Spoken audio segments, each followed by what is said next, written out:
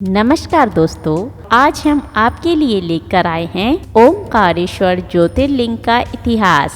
ओमकारेश्वर ज्योतिर्लिंग मध्य प्रदेश में स्थित है।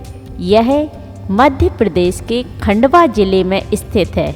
यह नर्मदा नदी के बीच मांधाता या सीपरी नामक द्वीप पर स्थित है। यह भगवान शिव के 12 ज्योतिर्लिंगों में से एक है। सदियों पहले भील जाति ने इस जगह पर लोगों की बस्तियां बसाई और अब यह जगह अपनी भव्यता और इतिहास के लिए प्रसिद्ध है। जहां पर बाबा ओमकारेश्वर स्थित हैं, उसके समीप नर्मदा नदी बहती है। पहाड़ी के चारों ओर नदी बहने से यहाँ ओम का आकार बनता है। कहा जाता है कि ओम शब्द की उत्पत्ति ब्रह्मा जी के मुख से हुई है। विशेष बात यह है कि यह ज्योतिर्लिंग अर्थात ओम का आकार लिए हुए है। इसी कारण इस ज्योतिर्लिंग को ओमकारेश्वर कहा जाता है। दोस्तों, वीडियो शुरू करने से पहले अगर आप इस चैनल पर पहली बार आए हैं तो इस चैनल को सब्सक्राइब कर लें और साथ में ही दिए गए बेल बटन को भी ज़रूर दबाएं, जिससे आपको हमारे आने वाले वीडियो की नोटिफिकेशन मिल सके। और अगर आपको ये वीडियो पसंद आता है तो इस वीडियो को लाइक और शेयर जरूर करें। तो चलिए दोस्तों, आगे बढ़ते हैं। अब हम जानेंगे ओमकारेश्वर ज्योतिर्लिंग का इतिहास। एक बार नारायण भक्त ऋषि नारद मुनि घूमते घूमते विंध्याचल पर्वत पर पहुंच गए। वहां उनका स्वागत बड़े ही आदर सम्मान के साथ हुआ। जब उन्होंने विंध्याचल पर्वत से उनके हालचाल पूछे, तब विंध्याचल ने कहा कि वो सर्वगुण संपन्न हैं। साथ ही कहा कि उनके पास किसी भी चीज़ की कमी नहीं है। उनके पास हर प्रकार की संपदा है।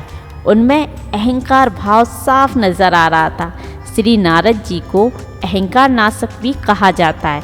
ऐसे में उन्होंने विंध्याचल के अहंकार का नाश करने की बात सोची। नारद जी ने विंध्याचल से कहा कि उसके पास सब कुछ है, लेकिन सुमेरु पर्वत तुमसे बहुत ऊंचा है। उस पर्वत के शिखर इतने ऊंचे हो गए हैं कि वो देवताओं के लोकों तक पहुंच सकें। मुझे लगता है कि तुम्हारे शिखर वहां तक कभी नहीं पहुंच पाएंगे। इस प्रकार कहकर नारद जी वहां से चले गए। उनकी बात सुनकर विंध्याचल को बहुत दुख हुआ। इस पछतावे में विंध्याचल ने फैसला किया कि वो शिव जी की आराधना करेंगे। उन्होंने मिट्टी के शिवलिंग बनाए और भगवान शिव जी की कठोर तपस्या करने लगे। उन्होंने कई महीनों तक शिव जी की आराधना की। शिव जी उनकी तपस्या से प्रसन्न हुए और उन्हें दर्शन दिए, साथ ही आशीर्वाद भी दिया। शिव जी ने विंध्याचल को वरदान मांगने को कहा। उन्होंने भगवान शिव जी से कहा कि अगर आप मेरी तपस्या से प्रसन्न हैं तो मुझे कार्य की सिद्धि करने वाली अभीष्ट बुद्धि प्रदान करें। शिव जी ने विंध्य पर्वत के मांगे गए वरदान को पूरा किया। उसी समय देवतागण और कुछ ऋषिगण भी वहां पहुंच गए।